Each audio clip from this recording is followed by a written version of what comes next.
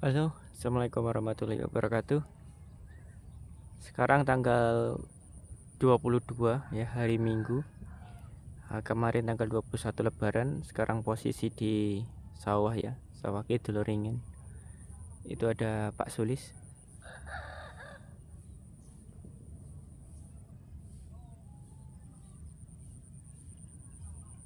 Nah, ini jam 4:30 ya. Suasana di sawah sejuk. Nggak ada polusi knalpot ya, baunya segar masih rindang. Suasananya kayaknya ini mau hujan nanti malam. Sambil istirahat, saya mau bercerita ya. Ini cuma tentang argumen saya sendiri mengenai medan magnetnya. Jadi benda ataupun partikel ya, apakah jenis lah itu, sebenarnya itu memiliki karakteristik atau pergerakan yang masing-masing itu berbeda. Bahasa sederhananya itu, tanpa ada medan sebenarnya itu benda itu tidak ada. Semua benda itu sama ya, karakteristiknya itu sama sebenarnya. Karena adanya medan, adanya sebuah medan, nah benda itulah yang membuat karakteristik atau partikel itu berbeda. Maksudnya begini, saya bicara tentang medan ini mengakumulasikan ya, atau mengkorelasikan dengan sebuah pergerakan harga saham ya, ataupun harga komoditi, ataupun di pair mata uang. Kalau kita perhatikan harga komoditi ataupun harga yang lain lah, itu dia memiliki pergerakan yang acak ya, tidak stabil. Nah, ketidakstabilan itu dikarenakan adanya medan. Nah, di masing-masing medan itu memiliki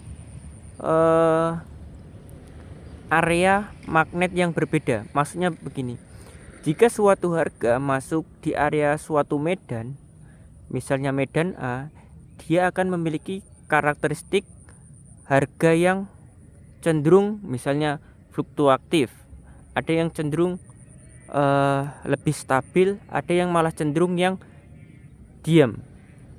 Nah, itulah yang saya maksud dengan medan. Jadi saya menganggap mengenai trendline, garis support resisten itu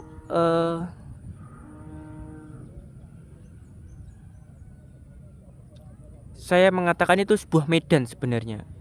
Kita garis support bentuk triangle, falling wedge, rising wedge, double bottom, itu sebenarnya itu medan. Yang mempengaruhi itu medan.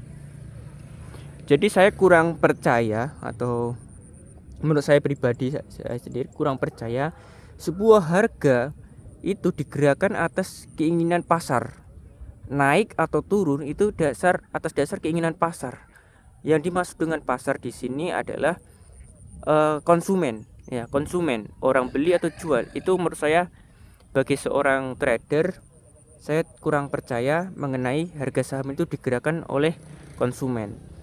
Jadi saya lebih cenderung sebagai seorang trader mengatakan harga akan digerakkan karena suatu medan yang mempengaruhi harga masuk di dalam areanya. Nah, di dalam medan harga saya mengakumulasikan itu ada 3 sebenarnya. Medan yang seimbang, sama medan yang tidak seimbang, ada 2. Nah, nanti akan dipecah lagi nih. Medan yang seimbang di mana harga MA 200 sama multi time frame EMA 9 itu berurutan, candlesticknya juga berurutan. Itu adalah medan yang seimbang. dimana kita sepakat dan setuju harga akan mengalami kenaikan atau harga akan mengalami tren. Nah itu saya mengklasifikasikan salah satunya itu medan yang seimbang. Demikian pula kalau trennya turun, jadi MA 200, EMA multi time frame nya 9 juga berurutan, candlesticknya berurutan, itu saya katakan medan yang seimbang. Jadi kita sepakat trennya itu adalah tren kuat ya. Nah yang kedua itu ada medan tidak seimbang. Nah medan yang tidak seimbang dimana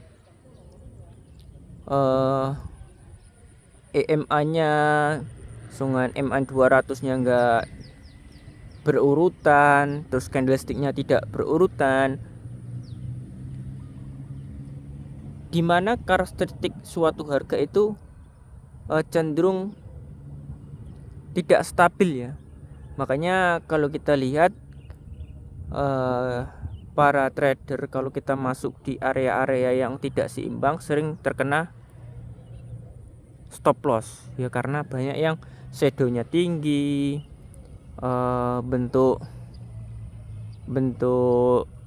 harga yang tidak wajar ya, maksudnya kadang naik langsung tiba-tiba candlesticknya panjang turun, candlesticknya tinggi. Nah itu namanya medan yang tidak seimbang. Nah untuk pembahasannya lebih lengkapnya nanti saya akan buat video ya untuk konsumsi pribadi. Nanti akan saya akumulasikan mana itu medan seimbang dan medan yang tidak seimbang gitu.